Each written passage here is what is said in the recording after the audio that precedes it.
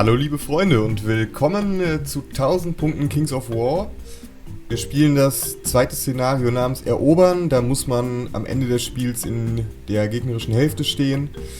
Dann werden die jeweiligen Punkte gezählt und wenn die Differenz mehr als 10% beträgt, hat man halt gewonnen. Kleiner Disclaimer, wir haben nicht nur ein paar kleine Fehler gemacht, sondern alles falsch. Wir wollten einfach nur mal wieder ein bisschen Würfel werfen, Figürchen schieben und haben mal testweise die Kamera laufen lassen. Und ja, quasi das hier ist das Resultat. Ihr dürft euch aber schon darauf einstellen, dass die nächsten Spielberichte ein bisschen besser und professioneller werden. Okay, dann stelle ich euch mal kurz die Armeen vor. Hier sind die 1000 Punkte Abyssal Dwarfs. Die Liste wurde geschrieben nach der zweiten Edition Kings of War, Clash of Kings 2019. Hat den einfachen Hintergrund, dass ich irgendwie ein bisschen zu blöd war, den Army-Builder für die dritte Edition zum Laufen zu kriegen. Naja gut, das Problem sitzt ja meistens sowieso vorm Computer. Und die Liste war halt schon fertig. Und somit konnten wir direkt anfangen zu spielen. Zuerst haben wir hier die Standardinfanterie. Das ist eine Horde Black Souls. Die haben eine ganz gute Verteidigung von 5+, 25 Attacken. Einen okayen Nerf-Wert von 21-23. Und natürlich die Sonderregel der Abyssal Dwarfs Vicious. Das heißt, dass sie Einsen beim Verwunden wiederholen dürfen. Außerdem haben sie den Mutated Throwing Mastiff dabei. Das ist quasi eine Schussattacke, die sie einmal im Spiel einsetzen dürfen. Für jede Wunde, die man verursacht, darf man dann quasi nochmal schießen und es geht dann immer so weiter und die Hunde fressen sich gewissermaßen dann durch. Dann haben wir hier eine Einheit, ein Regiment Decimators. Das ist eine Schusseinheit. Die haben 12 Breath Attacks mit Piercing 1. Breath Attacks sind ganz gut, die treffen immer auf 4+. Außerdem haben sie auch Vicious. Genau. 12 Attacken, hatte ich ja schon gesagt. Dann haben wir hier eine Horde Lesser Obsidian Golems, auch wenn es quasi nur einer ist. Die sind ganz schön heftig, mit 18 Attacken, einer Defense von 6, die halten gut aus. Crushing Strength 2, das bedeutet, dass sie beim Verwunden eine +2 bekommen. Haben außerdem noch Shambling, das heißt, sie sind nicht so schnell, aber halten ganz gut durch. Dann haben wir hier die Abyssal Grotesken. Ein Regiment davon mit dem Blade of Slashing. Die haben als Sonderregeln Brutal, Crushing 2, Regen von 5+ und Thunderous Charge und Vicious. Das ist schon eine ganz schöne knackige Einheit. Haben allerdings nur einen Nerf von 12 und 14. Dann haben wir hier noch ein Dragonfire Team. Ja, das kleine Pferdchen hier. Ist eigentlich einfach nur so eine kleine Schusseinheit, die mit 10 mal Breath Attack feuern kann. Und zählt als Individual. Dann gibt es hier noch den Katsuchan Rocket Launcher. Der hat 3 Schüsse mit Blast D3. Indirect Fire, das heißt ignoriert Deckung. Das ist gerade gegen Trident Rams ganz gut, da die ein bisschen squishy sind, aber halt gut von Deckung profitieren. Und zuletzt haben wir dann den Overmaster. Overmaster. Das ist halt der Hero, der Inspiring gibt. Das bedeutet, dass man verlorene oder nicht geschaffte Nerf-Tests wiederholen darf. Innerhalb von 6 Zoll. Ja. So viel zu den Abyssals. Ganz kurz noch, die Figuren habe ich nicht selber angemalt zum größten Teil, sondern bemalt gekauft. Und zwar von jemandem auf Instagram. Die Dame heißt KitBishCat, verlinke ich euch auch unten.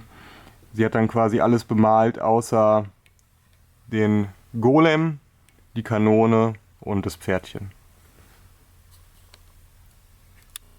So, und hier haben wir die 1000 Punkte Trident Rams. Da haben wir zuerst einmal die Horde Ensnarers. Die sehen auf dem Papier ein bisschen squishy aus mit einer Verteidigung nur von 3+. Aber die haben Regen und Ensnare. Das ist ganz cool, weil wenn sie in der Front im Nahkampf angegriffen werden, trifft der Gegner auf 1 schlechter mit Ensnare. Und Regen sorgt dafür, dass sich die Wunden auf einer 4+ regenerieren können. Dann haben wir ein Troop Tool. Die sind auch ganz gut. Eine kleine Einheit, aber mit 15 Attacken und Stealthy. Das heißt, sie werden schlechter beschossen. Dann haben wir 2 Horden Depth Horrors, die sehen zwar unterschiedlich aus, sind aber die gleichen Einheiten. Die hacken ganz gut rein mit Crushing 1 und Ensnare. 18 Attacken und einem Nerf-Test von Dash 18. Dann haben wir noch 2 Screening-Einheiten, 2 Tidal Swarms als Troop. Ah ne, Quatsch, Regiment. Auch mit Ensnare und Nimble, das heißt, sie sind ein bisschen beweglicher. Und zu allerletzt haben wir dann die Siren, die die Truppe hier anführt. Gibt Inspiring, also ist die Inspiring-Quelle der Armee. Hat auch 2 coole Zaubersprüche. Einmal Drain Life, da kann sie gegnerischen Einheiten, auch jene, die im Nahkampf sind, Leben abziehen und dieses Leben auf eine eigene Einheit übertragen. Außerdem hat sie noch Siren's Call, das ist quasi ein Windblast, nur dass man die Einheiten nicht wegschiebt, sondern zu sich heranzieht. Außerdem sind die gegnerischen Einheiten danach disordered, das heißt, sie können nicht schießen. Ja, so viel dazu. Ich vergaß noch kurz zu sagen, dass die Horde Ensnarers auch noch einen Healing Brew hat. Das heißt, sie können dann einmal im Spiel nochmal extra ein paar Lebenspunkte regenerieren.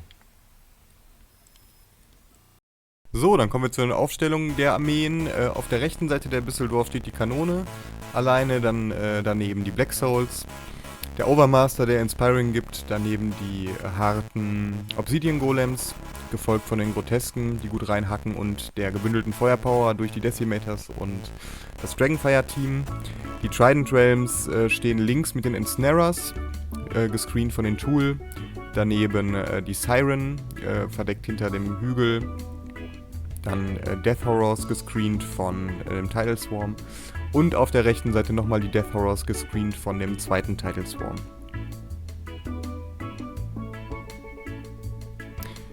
Wo die Pilze sind an dem großen Baum, kann man erkennen, wo quasi die Mittellinie ist. Über diese Linie müssen die eigenen Einheiten rüberkommen, um am Ende zu punkten. Dann ging es darum, wer die erste Runde bekommt. Diese Aufnahme zeige ich euch mal im O-Ton. 3. Nochmal. Unentschieden. 1, 2, 3. Alter. Das ist alles auf Kamera. Ja, so, da war dann der falsche.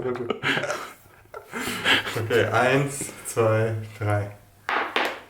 Das gibt's nicht, Alter. Das gibt's nicht, ey. Oh, nochmal. 1, 2, 3.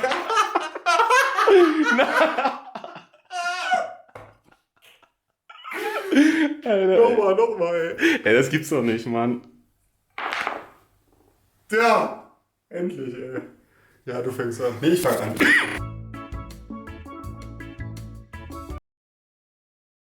Jo, nach diesem nervenaufreibenden Duell bekamen dann die Trident Realm die erste Runde.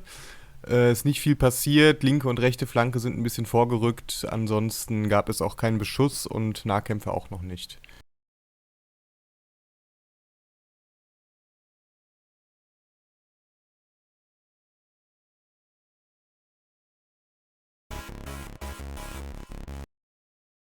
Die erste Runde der Abyssal Dwarfs war dann nicht ganz so ereignislos, sind auch ein bisschen vorgerückt. Der Rocket Launcher hat versucht, auf die Ensnarers zu schießen, aber 3-mal verfehlt. Das Dragonfire Team hat beim rechten Tidal Swarm 5 Schaden verursacht, aber sie haben den Nerf-Test bestanden.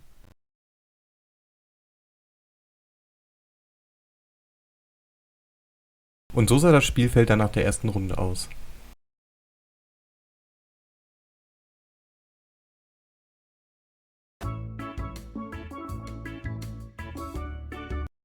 In der zweiten Runde sind die Ensnarers und die Tool dann weiter vorgerückt.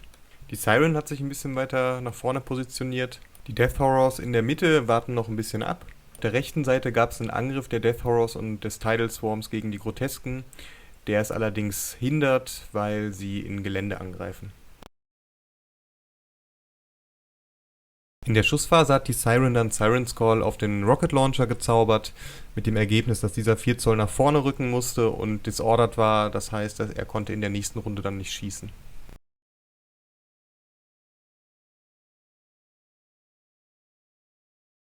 Im Nahkampf konnten die Death Horrors und der Tidal Swarm dann 5 Wunden insgesamt verursachen. Allerdings haben die Grotesken ganz knapp ihren Nerf-Test bestanden. Damit konnten sie dann auch weiter auf dem Spielfeld bleiben. In der zweiten Runde hat sich der Rocket Launcher dann wieder ein bisschen neu ausgerichtet. Die Horde Black Souls ist dann in den Wald gegangen, auch wenn man das hier nicht so gut erkennt. Wir haben da einfach die Bäume weggenommen. In der Schussphase haben dann noch die Black Souls die Hunde losgelassen auf die Ensnarer und insgesamt 6 Wunden verursacht. Das hatte aber keine weitere Auswirkung. Die Golems sind dem Tidal Swarm in die Flanke gegangen und auf der linken Seite der Abyssal Dwarfs ist sonst auch nichts weiter passiert. Der Tidal Swarm hat dann so viel Damage reingekriegt, dass nur noch die Doppel-1 beim Nerf-Test ihn retten konnte. Hat leider ganz knapp nicht geklappt. In der dritten Runde der Fischmenschen haben dann die Ensnarers die Black Souls weggeflankt. Die Tool sind in die Kanone gegangen und die Death Horrors haben einen Countercharge auf die Grotesken erklärt. Dazu konnten noch die Ensnarers durch den Healing Brew und Regen 3 von den 6 Schadensmarkern wieder entfernen und hatten damit nur noch 3 Schadensmarker. In der Schussphase hat dann die Siren Drain Life auf die Black Souls gezaubert und konnte 2 Schaden verursachen, die dann als Lebenspunkte wieder den Ensnarers zugerechnet worden sind. Das heißt, sie hatten dann nur noch einen Schaden insgesamt. Außerdem haben sich die zentralen Death Horrors und der Tidal Swarm nochmal neu positioniert. Im Nahkampf konnten die Tool dann 9 Schaden auf den Rocket Launcher machen, die Ensnarers insgesamt 6 auf die Black Souls und die Death Horrors haben nochmal 3 Wunden auf die Grotesken gepackt. So, jetzt kommt der Nerf-Test für die Kanone, nur die Doppel-1 rettet ihn, er ist auch nicht inspired. Ah, ist tot. Kanone weg. So, Nerf-Test für die Black Souls. Die haben jetzt... Ich muss ja auch noch 8. Genau, 8 Schaden und jetzt kommt der Nerf-Test. Nichts passiert. So, jetzt hatten wir den Nahkampf zwischen den Death Horrors und den Grotesken. Da sind 3 Wunden dazugekommen, leider nur. Das heißt, wir sind jetzt bei 8. Jetzt kommt der Nerf-Test. Was ist das? 7, ne? 7. 15. Was hast du an Nerf?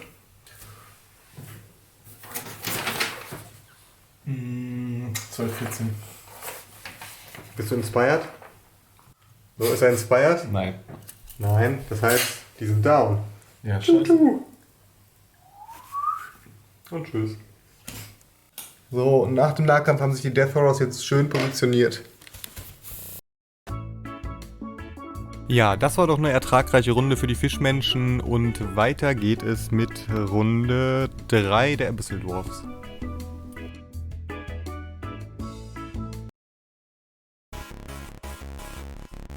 Runde 3, der Abyssal Dwarf macht hier einen Countercharge. Der Golem stürmt vor in die Death Horrors rein. Und hier hinten die Death Horrors werden in der Flanke im Nahkampf angegriffen von Decimators. Hier ist die Mitte bei den Pilzen.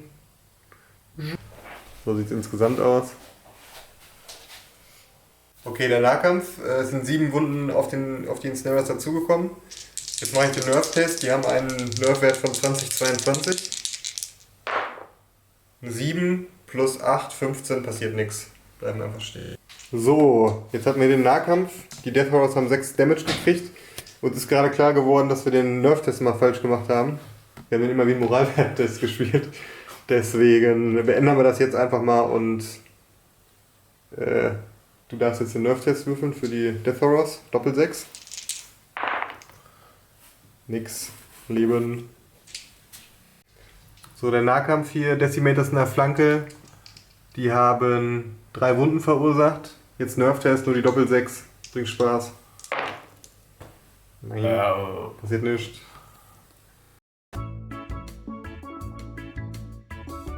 Okay, hier vorne Bewegungen, die Tool sind mit in den Nahkampf reingegangen. Die sind in der Flanke, haben angegriffen. Und da hinten der Countercharge. So, und jetzt machen wir mal, das habe ich eben vergessen, Regeneration. Haben 8 Schaden, das heißt, ich würfel 8 Würfel. Jeder Würfel auf 4 plus, da kriegen wir ein Leben wieder. Dann haben wir 1, 2, 3 kommen wieder, das heißt, ich bin bei 5 Schaden nur noch.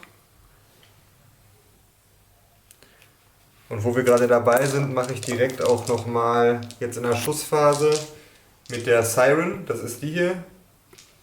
Die attackiert, das geht nämlich mit dem Zauberspruch, die Black Souls im Nahkampf. Und zwar habe ich da, wie viele Attacken?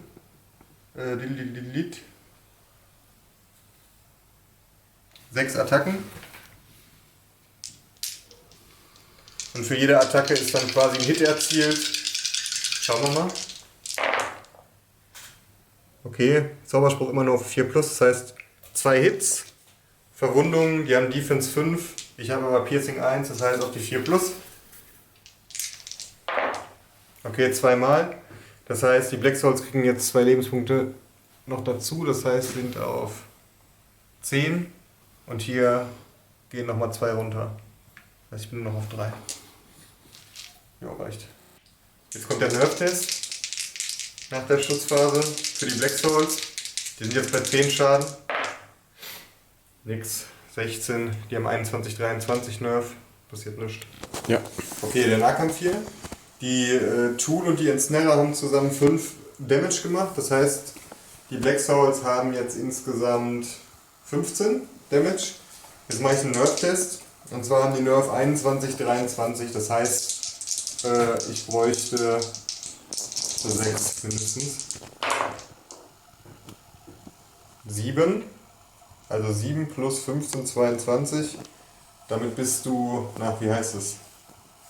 Ich vergesse mal, wie die Regel heißt. Ich werde es auf Ende machen. Gemeint ist natürlich wavered. Jo, jetzt sind wir hier bei diesem Nahkampf. Die haben in der Flanke angegriffen, die haben vorne angegriffen. Insgesamt gibt es 9 Punkte Schaden. 7 Punkte Schaden. Obwohl er Defense 6 hat. Und jetzt mache ich mal den Nerf-Test. Der hat Dash 17. Haben wir eine 8 gewürfelt. 15, passiert nichts. Jetzt hier der Nahkampf. Die haben gut reingehackt und haben 11 Wunden mit einem Mal gemacht. Jetzt mache ich den Nerf-Test von 14, 16. Die sind nicht inspired. Jo, damit sind die wohl hinüber. Jo, und der Death Horror hat sich jetzt noch ein bisschen umgedreht auf der Stelle, weil er den Nahkampf gewonnen hat. So ist es. Also, was haben die? Bewegungsphase, 4. Runde der Düsseldorfs, die greifen die an. Counter Charge. Das ist natürlich leider kompletter Quatsch, das hätten die nicht gedurft, da sie wavered sind, aber so ist es nun mal. Gut, hier greift die. Findest du noch? Ja. Greift die hier an. Das Pferdchen ist hier rüber geritten, hat sich umgedreht, weil es individual ist und macht jetzt einen Breath Attack auf die. So, das Pferdchen hat jetzt auf den Meister hier geschossen. Wie viel Schaden nochmal gemacht? 7. Insgesamt, genau. Also 3 Wunden, 4 sind dazugekommen, jetzt sind 7 Wunden. Jetzt machen wir Nerf-Test. Plus 5 sind 12. Der hat Dash 18, passiert nichts.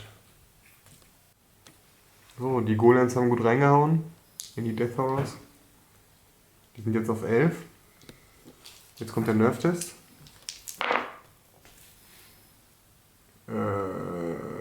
16, 17, 18 sind genau tot. Sind nicht inspired, ja, sind tot. Schade. Und der Golem hat sich nach dem Nahkampf neu positioniert, da hinten die nächsten Death Horrors warten. Die Black Souls haben jetzt auf die Ensnarers gehauen. Haben insgesamt jetzt 8 Wunden, die Ensnarers. Jetzt kommt der Nerf. 8 plus 6. Passiert nichts. Bleiben einfach stehen. So, der nächste Nahkampf. Der Overmaster hat den Tidal Swarm angekratzt. 5 Wunden. Jetzt kommt der Nerf-Test. Ha! Passiert nichts. Yay. So, 5. Runde Trident Realms. Die Ensnarers greifen die Black Souls an. Die Tool greifen auch die Black Souls an. Der Tidal Swarm greift die Flanke an. Und er hier ist vom Berg aus reingerauscht. Das heißt, ein Crushing mehr. Der Drain Life wurde jetzt auf die Black Souls gemacht. eine Wunde, das heißt ein Nerf-Test. Es sind jetzt 16 Wunden drauf und die haben einen Nerf von 21, 23. So, jetzt mal schauen. Eine 3, nix, ne? Oder? 10, 16, 17, 18, 19, nicht. Gut. Alles klar. Ihr seht ja schon, wie viele Wunden die Black Souls bekommen haben. Das heißt, jetzt kann nur noch die Doppel-1 das Ableben verhindern. Nee, aber Inspire, das heißt nochmal. Nee, sind down. Piu. Okay, der Nahkampf in der Mitte mit dem Golem. Der Golem hat nochmal 3 Schaden reingekriegt insgesamt. Das heißt, er ist auf 10 Wunden. Hat einen Nerf von Dash 17, genau. Jetzt kommt der Nerf-Test. Nur eine 14, damit bleibt er stehen. Nach dem Nahkampf haben sich die Ensnarers noch ein bisschen zur Seite bewegt. Das heißt, sie sind jetzt genau auf der gegnerischen Seite. Die Tools sind am W6 nach vorne gerannt, 4 Zoll. Und so sieht es jetzt aus.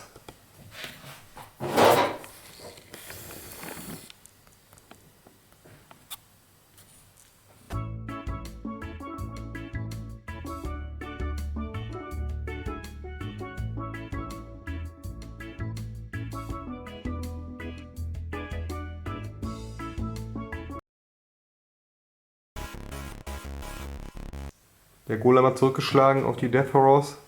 Die sind jetzt auf 7. Das heißt, es gibt jetzt einen Nerf-Test. Und die Death Horrors haben Nerf Dash 18.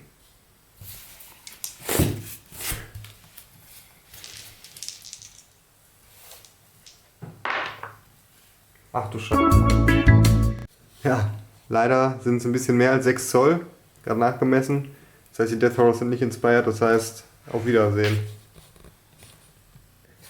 Und der Overmaster hat auch nochmal in den Tidal Swarm schön reingelangt. Der ist jetzt auf 9 Damage. Die haben nur einen Nerf von Dash 12. Das heißt, Nerf-Test bitte. Ist inspired. Da hier der Siren steht. Dann nochmal wiederholen bitte. Ja, ist down.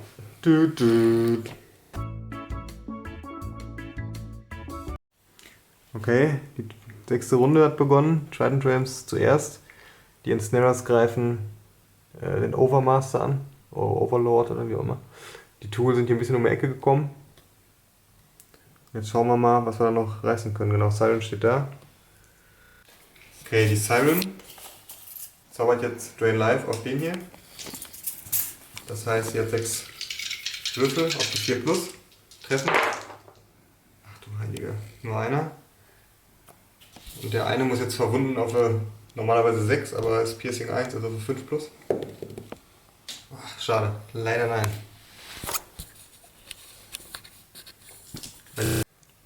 Die Ensnarers sind in den Overlord reingegangen, haben aber leider nur einen Schaden gemacht und er hat auch seinen Nerf-Test bestanden, also bleibt er da einfach mal stehen. Leider haben wir vergessen, die 6. Runde der Abyssal Dwarfs aufzunehmen.